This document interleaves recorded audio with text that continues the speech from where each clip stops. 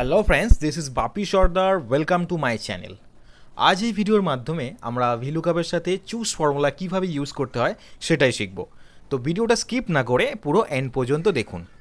এখানে এই সিটের মধ্যে কিছু এমপ্লয়িজ নেম এবং তাদের জানুয়ারি টু মে পর্যন্ত কিছু সেলস অ্যামাউন্ট আছে।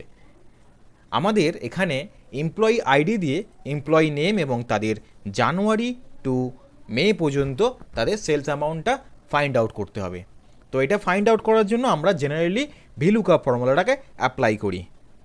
Equal to VLOOKUP. লুকআপ ভ্যালুর জন্য আমরা দিই এমপ্লয়ি আইডির এই সেলটা কমা টেবিলারের জন্য আমরা পুরো টেবিলটাকে সিলেক্ট করি কমা কলম ইন্ডেক্স নাম্বার। তো কলম ইন্ডেক্স নাম্বারের জন্য আমরা এমপ্লয়িজ নেম যেহেতু বার করতে চাইছি, তাহলে আমরা এখানে 1 দেবো। 1 দিয়ে কমা দিয়ে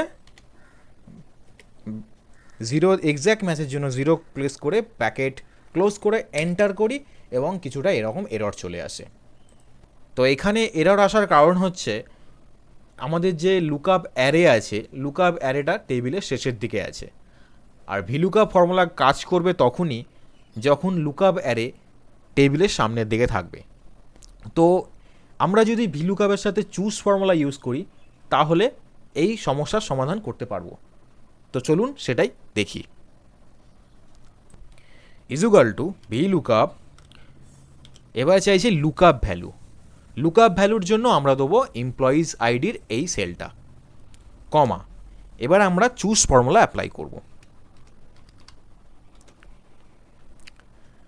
এখানে কার্লি ব্র্যাকেট ওপেন করব 1, 2, কার্লি ব্র্যাকেট ক্লোজ করব, কমা দেবো।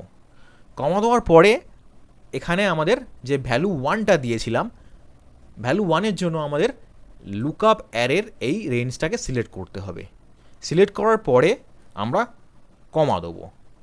ভ্যালু 2-এর জন্য আমরা এখানে আমাদের যে রেজাল্টটা আসবে রিটার্ন অ্যারে, তার জন্য আমরা এই এমপ্লয়িজের নেমটা দিয়ে দেবো, কমা দেবো। কমা না, ব্র্যাকেট ক্লোজ করব। ব্র্যাকেট ক্লোজ করার পরে আমরা এখানে কমা দেবো, 2 প্রেস করব, কমা দিয়ে 0 দিয়ে ব্র্যাকেট ক্লোজ করব। এবং এখানে আমরা এন্টার প্রেস করার আগে এখানে এই সেলগুলোকে লক করে দেবো F4 দিয়ে। আর এই রেঞ্জটাকে আমরা লুকআপ যে অ্যারে আছে এই রেঞ্জটাকে আমরা লক করব F4 দিয়ে।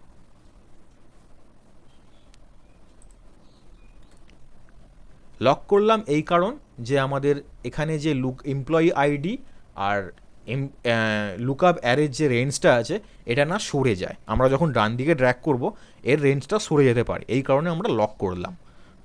এবার আমরা এখানে এন্টার করব। দেখুন এখানে রেজাল্ট শো করছে। এবারে আমরা এটাকে ডান দিকে যখন ড্র্যাগ করব দেখুন রেজাল্ট চলে আসছে। বাপি সর্দার। দেখুন এখানে জানুয়ারির ডেটা হচ্ছে 87,635। মে মাসের ডেটা হচ্ছে 93,063। এবার যদি আমরা এমপ্লয়ি আইডিটাকে কপি করে এখানে পেস্ট করি, দেখুন এখানে আমাদের রেজাল্ট চলে আসছে। তো বন্ধুরা, ভিলুকআপের সাথে চুজ ফর্মুলার এই ভিডিওটা যদি ভালো লেগে থাকে তাহলে অবশ্যই লাইক, কমেন্ট এবং শেয়ার করবেন। আর প্লিজ সাবস্ক্রাইব করবেন এই ধরনের আরও ইনফরমেটিভ ভিডিও পাওয়ার জন্য। থ্যাংক ইউ বন্ধুরা।